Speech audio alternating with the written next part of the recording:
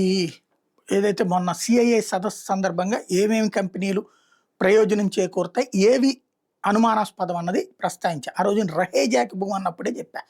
రహేజా అనేటటువంటిది ఒక బిల్డర్ లాంటోడు, కార్యాలయాలు కట్టి అద్దెకిచ్చుకుంటాడు. వాడికి మనం భూములు కేటాయించడం ఏంటి, చీఫ్ అండ్ బెస్ట్కి కేటాయించడం ఏంటి, వాడికి రాయితీలు ఇవ్వడం ఏంటి అని కొనుక్కోమని చెప్పాలా, మార్కెట్ వాల్యూ ప్రకారం వాడికి అమ్మాలి అన్నటువంటి.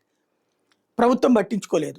చక్కగా వాడికి రహేజా అనేటటువంటి వాడు రియల్ ఎస్టేట్ వ్యాపారి, బిల్డరు అద్దెలకి ఇస్తాడు, వాడు ఆ బిల్డింగ్లు కట్టి అద్దెకిస్తాడు. మనం వాడికి తక్కువకి ఇచ్చేది ఏంటి? అంతకైతే వాడితో కలిపి మనం లీజుకి తీసుకోవాలి, అంటే మనం లీజుకి ఇవ్వాలి. ఇప్పుడు రహేజా వాడితో నువ్వు కన్స్ట్రక్షన్ ఇవ్వయా, ఇప్పుడు ఇది అంటున్నారు కదా పీపీపీ, హాస్పిటల్ మన డబ్బులు నిర్వహణ వాడు చేస్తాడు అన్నటువంటి. అట్లాగే ఇక్కడ దీంట్లో నాకు 30% వాటా అయ్యి నీకు 25 ఎకరాలు కదా 50 ఎకరాలు భూమి ఇస్తాను, నువ్వు కట్టి అద్దెలు వసూలు చేయాలి.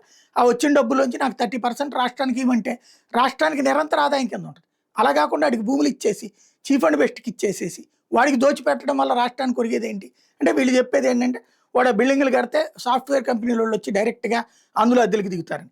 గన్నవరం దగ్గర కూడా అట్లాగే అనుకున్నాం మనం.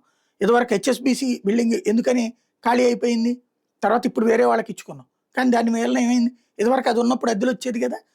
ఇప్పుడు రహేజా అనేటటువంటి వాడికి దోచిపెట్టడం అవసరమా? ఇప్పుడు సాక్షి వాళ్ళు రాసుకొచ్చినటువంటి వార్త అదేనమాట. ఏదైతే 50% క్యాంపస్ ఇప్పుడు దాకా భూమి 99 పైసలకి తీసుకున్న వాళ్ళకి కూడా 55% క్యాంపస్, మిగిలిందంతా రియల్ ఎస్టేట్ వ్యాపారం. అంటే మిగతా అంతా బిల్డింగ్లు కట్టి అద్దెలకి ఇచ్చుకుంటారు అనమాట. ఇవి కాకుండా పెట్టుబడులు 60-70% ప్రోత్సాహకాలు పెట్టి మళ్ళీ వాళ్ళ ఖాతాకి. తాజా కే రహేజా గ్రూప్కి విశాఖలో 27.10 ఎకరాలు 99 పైసలకు కేటాయింపు.